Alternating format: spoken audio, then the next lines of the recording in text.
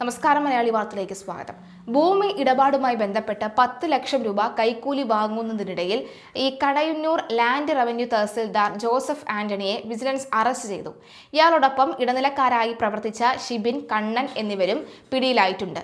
വിജിലൻസിന്റെ എറണാകുളം യൂണിറ്റാണ് കടവന്ത്രയിൽ വെച്ച് തഹസിൽദാറിനെയും കൂട്ടാളിയെയും കൈയോടെ പിടികൂടിയത്.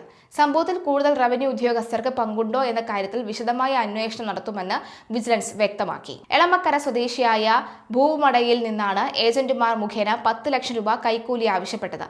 വസ്തു ഉടമ വർഷങ്ങളായി പുരയിടം എന്ന നിലയിൽ കരമടച്ചുപോന്ന ഭൂമി വിൽക്കാൻ ശ്രമിച്ചപ്പോഴാണ് അത് രേഖകളിൽ കൃഷിഭൂമിയാണ് എന്ന് തിരിച്ചറിഞ്ഞത്. തുടർന്ന് തഹസിൽദാരുടെ സഹായി തന്നെ ഒരു വ്യാജ പരാതിക്കാരനെ സൃഷ്ടിക്കുകയും കൃഷിഭൂമി മണ്ണിട്ട് നികത്തിയെന്നാരോപിച്ച് പരാതി നൽകുകയും ചെയ്തു. ഈ വിഷയം പരിഹരിക്കുന്നതിനായി സ്ഥലം ഉടമ തഹസിൽദാർ ജോസഫ് ആന്റണിയെ സമീപിച്ചപ്പോഴാണ് തടസ്സങ്ങൾ നീക്കി ഭൂമി പുരയിടമാക്കി രേഖകൾ നൽകാൻ 10 ലക്ഷം രൂപ കൈക്കൂലി ആവശ്യപ്പെട്ടത്. ഇതിൽ ആദ്യഘട്ടമായി 2 ലക്ഷം രൂപ പണമായും 8 ലക്ഷം രൂപയുടെ ചെക്കുമാണ് കൈമാറിയത്. ഇതിനിടയിലാണ് വിജിലൻസ് സംഘം തഹസിൽദാരെയും ഏജന്റുമാരെയും വലയിലാക്കിയത്.